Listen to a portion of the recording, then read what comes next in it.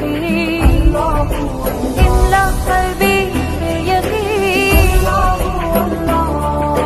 ثبتني على هذا الدين، واغفر لي والمسلمين.